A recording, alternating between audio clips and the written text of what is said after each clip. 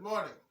This is Professor Damon L. Fordham, and this is the introduction to History 111, which deals with world civilization up until about 900 or so AD. Now, first of all, before we begin, I'm going to tell you a little bit about the books that you're going to use for this. This is your main textbook, Worlds Together, Worlds Apart, Volume A, and it may come in a somewhat different color than this, and it should also have a little small packet with it, which should include what's known as the companion reader. Now, the purpose of the companion reader is as such. A reader is a collection of writings of what are known as primary sources, and that's going to be a very important concept in this class. What is a primary source? A primary source is the original written source of a piece of information. For example, if you want to know about the Constitution of the United States, you would look at a copy of the Constitution. Now, I don't necessarily mean an exact copy, so to speak, because that's kind of hard to find. But it'll basically have a written version of it in book form, such as this. And in this volume, you'll have some English translations of the writings of ancient Mesopotamia, ancient Egypt, ancient Rome, ancient China, and so forth, so that you could see for yourselves in easy to understand language what these things actually said. Okay? So primary sources are major important in dealing with the subject of history because so often people quote things without knowing what they actually say. For example, they talk about the First Amendment saying that there's a separation of church and state, when in all actuality what it talks about is the freedom to express oneself, and it doesn't say anywhere in the actual First Amendment that there is a separation of church and state. If you look it up for yourself, you'll see exactly what I mean. So this helps you to become exact in what you say, and it gives you respect because people will see that you know what you're talking about when you quote these things. Now, let's talk a little bit about what this is all about here, okay? First of all, what is history? History is what we have of the written record of humanity, and that's primarily what we're going to talk about here.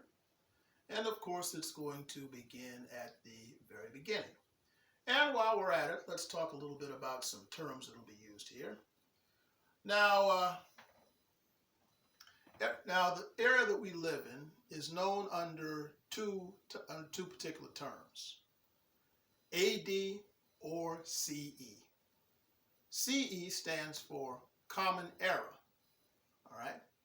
And AD, what does that stand for? Some of you will probably say after death. And that is not true. AD actually stands for Anno Domini, which is Latin for in the year of our Lord. And the year that we live in, 2020, is usually based on the idea that this is probably when Christ was born. Well, there's one problem with that. See, not everybody happens to be of the Christian religion. So oftentimes we substitute AD with CE. But to keep things simple, you can use either one if you wish in discussion of the years. And of course, BC is before Christ. Or sometimes you will see BCE, which means before the Common Era. All right? So those are things to take into consideration. Now, this course is going to go up until shortly after the Roman Empire. All right? And among other things, we're going to talk about ancient Mesopotamia, ancient Egypt, ancient Greece, ancient China, ancient India, as well as ancient Rome. Why are these things important to begin with? Why does any of that matter? For a number of reasons. You see, there's an old saying that goes, "He who knows the past knows the future." And one of the things that I hope that you will come out of this course with an understanding of is the fact that although clothing styles, language, and various other things change and all that, but one thing that remains constant and that does not change is the concept of human nature. People tend to make a lot of the same mistakes over and over if they're not careful. And so one of the things that I want to get you to understand in this class is that if you understood what happened before, you might have a pretty good idea of what's going to happen again if you don't watch out. Or as Jorge Santayana said in Harvard University in 1896, those who don't remember the past are condemned to repeat it.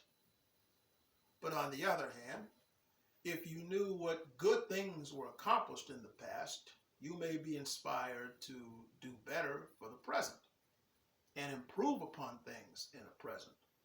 So it's important on a variety of levels. Now, another thing that we're going to talk about here is the issue of chronology. In other words, what happened in what particular order. One of the things that I'm going to try to do in this class is to describe these events in the order in which they happened. Because oftentimes nowadays people get that very twisted and very confused. For example, you have a lot of people that don't know which order in American history did the Civil War, Spanish-American War, World War I, World War II take place and all that. And that could be kind of embarrassing in conversation with people when you don't know what you're talking about.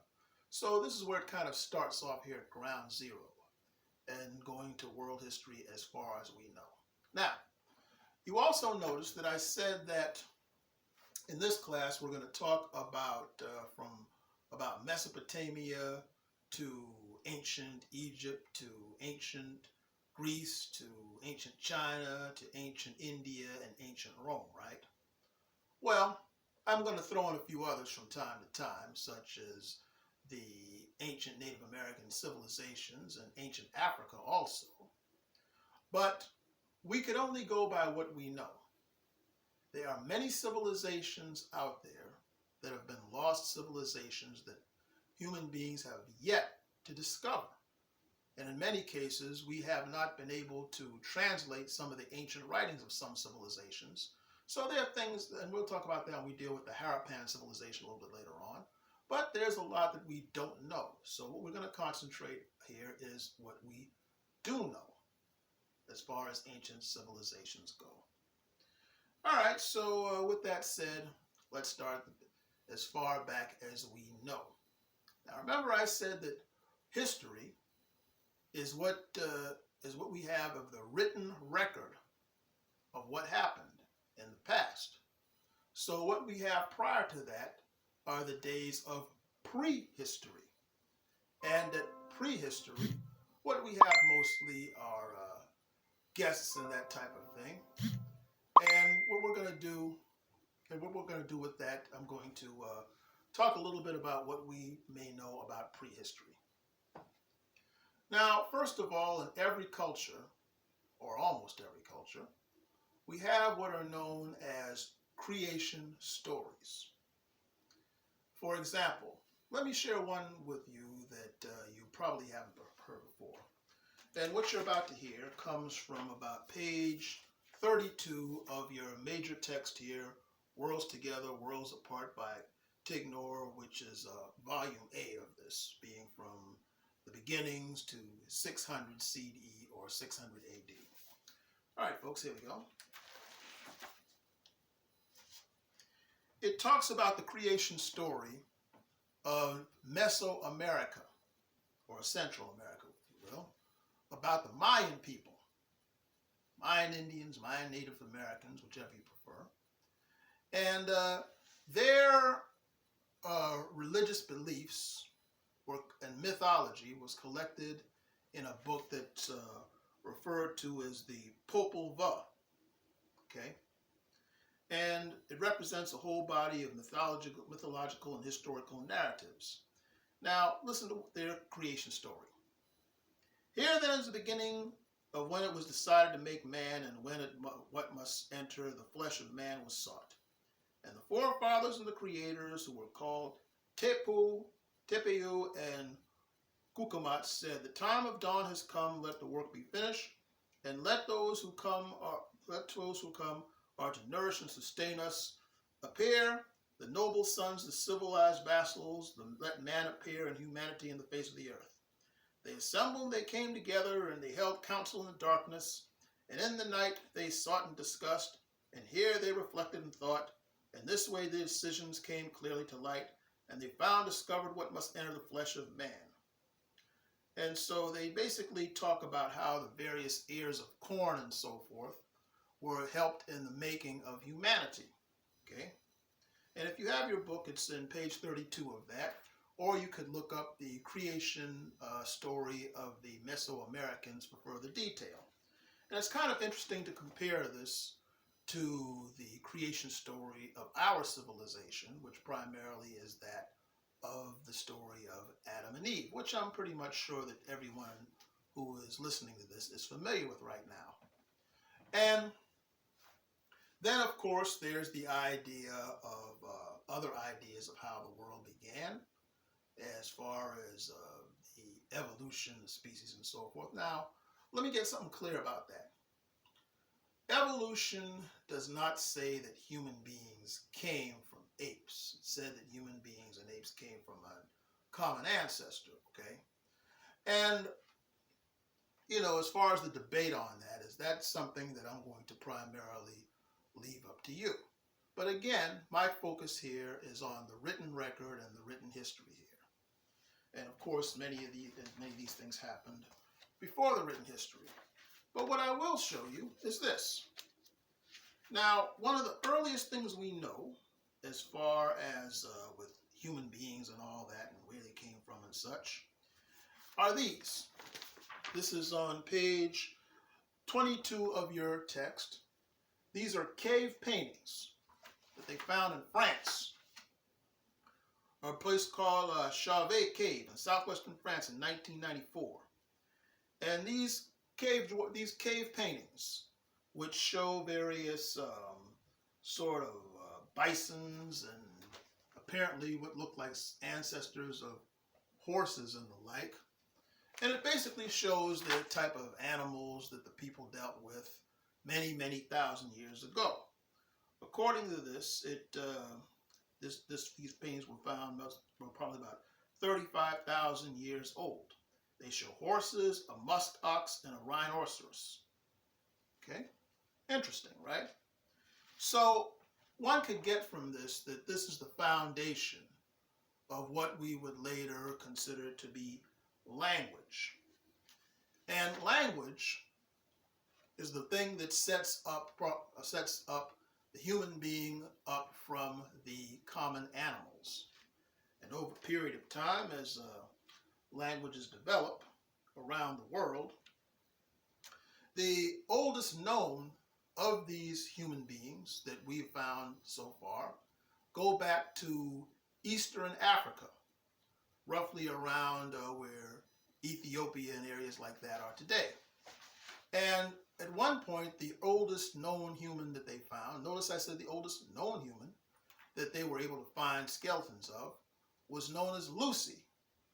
Why they call her Lucy? Interesting story behind that. Somebody had the radio on when they were digging these things up, and the radio was playing the song by the Beatles, Lucy in the Sky with Diamonds. And so they named it Lucy, all right? So anyway, as languages and all that began to develop and such, people began to make these speech, and eventually, in some areas, not all, they began to develop writings of this, as well as they began to domesticate animals, and they became hunters and gatherers and so forth. And some animals domesticated easier than the others. Among the first that they domesticated was man's best friend, the dog, as opposed to his cousin, the wolf, needless to say. So you had this little evolution of hunting and gathering societies that went along through the world. And as this is happening, you begin to see some interesting dimensions as far as development of human beings, for example. You began to see a division of labor between the sexes. You began to see Men basically take care of the major aspect of protecting the family and the hunting, the gathering, and so forth. And the women basically being used for domestic purposes, i.e. raising the children, cooking the food that the hunters gathered, and so forth. And so that's the beginning of what you would call today gender roles as far as humanity goes. And over time, these people began to wander from place to place and so forth, trying to eventually, find different places to stay. At first, they were nomads. Nomads, of course, are people who sort of wander place to place, and they usually tended to follow areas where water was located. And pretty soon they began to learn to farm and gather, and instead of just going out and hunting whatever was out there in order to eat, they began to grow and learn how to plant and grow food and so forth. And of course, that was best done in areas where there was water. So it makes sense that a lot of the early civilizations developed around areas where you had water. And two of the earliest civilizations that we know of course, are the Mesopotamian civilization and the Egyptian civilization. We're going to talk about Mesopotamia in the first of these, okay? So, with all this going on, they started to have these little villages. And in these villages, you began to see some sort of interesting things develop. They began to extend their families, where you had the man, the wife, the children, sometimes various generations living and so forth. And you began to develop these clans and such. And soon you began to see a pattern of leadership emerge. The strongest people and the smartest became the rulers. And they began to dominate over the people who were somewhat lesser in skill and so forth. And this is where you begin to see such things as kingships and clans and so forth. And then they were developing tools and things of that sort. And pretty soon these tools developed into weapons. Soon, because of the differences in ability and intelligence and all that, some clans began to have more than others. And of course, this led to some of the earliest known conflict between human beings. And then some people became skilled with weapons and warfare and such. So as all this is happening, there are two rivers in particular that need to be discussed here. They're the Tigris and the Euphrates rivers. And that's where you see one of the great early civilizations, the Babylonian civilization, or Mesopotamia. Now, let me clear up a little bit of confusion here when it comes to this that's often done. Mesopotamia and Babylonia is the name of the country. Babylon, which is also mentioned in the Old Testament of the Bible, is the capital city of all this. Babylonia is the country. So let's make sure we understand the difference between those two things, okay? So, that being said, let's continue. Now, you had this harsh working life a little bit earlier. And so the men, after a while with the hunting and gathering and so forth, they began to yoke animals to plows and all that, as well as the women helping out with various locations and that type of thing. And so with the domestication of roles and the establishment of family and so forth, these little villages began to grow into cities. And one of the earliest cities known to humanity was a place called Uruk, which is between the Euphrates and the Tigris rivers. And by about 4000 BC, it had about 10,000 people. Imagine that over a period of time. Why by rivers? Well, because it's easier to grow things by rivers. And plus you had the water as for nourishment, and it could nourish the domesticated animals and so forth. So it would stand to reason that people would gather around places like that. And instead of being nomads, they could settle there and build crude huts, which would later, over a period of time, evolve into the larger cities. Okay? So anyway, They soon had such things as the hanging gardens around there, and eventually, about by 3000 or so BC, Uruk looked something like this, which you see on page 44 of the text here. Pretty grand stuff. Now, of course, this kind of thing didn't happen overnight. It evolved over a period of time. And it is the first known city in human history. Now, wait. You notice I said the first known civilization in human history. Why? Because, as I mentioned before, it's important to understand that we happen to know what happened in ancient Babylon because about a little over almost 200 years ago, an Englishman discovered the key on how to translate the writings of ancient Babylon. We're going to go into that a little bit later on. And so we know about Uruk and what happened there. And in the next class, we're going to talk about some of the people from that period that we know about, some of the earliest known historical figures. But there are many others around the world that may be older than that we just don't know about yet because we haven't translated their languages, all right?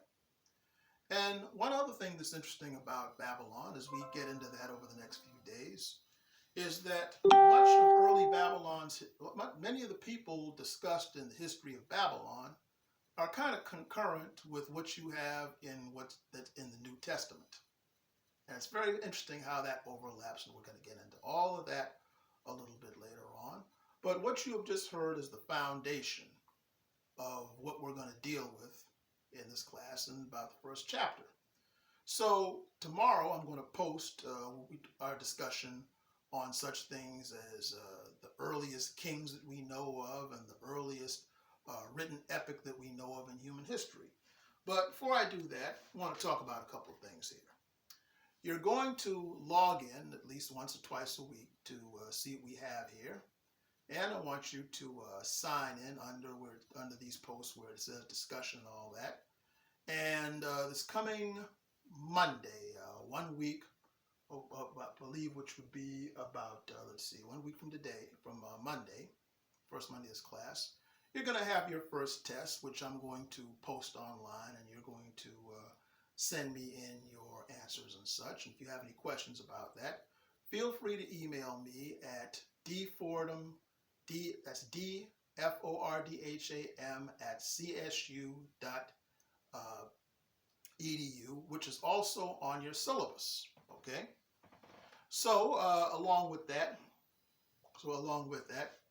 I'm going to also have some reading assignments for you. And if you don't have the books yet, and I've put the website on the syllabus to where you can order the book, I'll have some links posted to you so you can follow along with all this, all right? So I'm looking forward to a pretty interesting summer. I hope you stay well during the coronavirus and all that, and I gladly welcome you here. And, feel free to ask questions as we go along. I make it a point to, during the class period to check the emails every day if you have questions, okay? So with that said, this is Damon Fordham, and welcome aboard.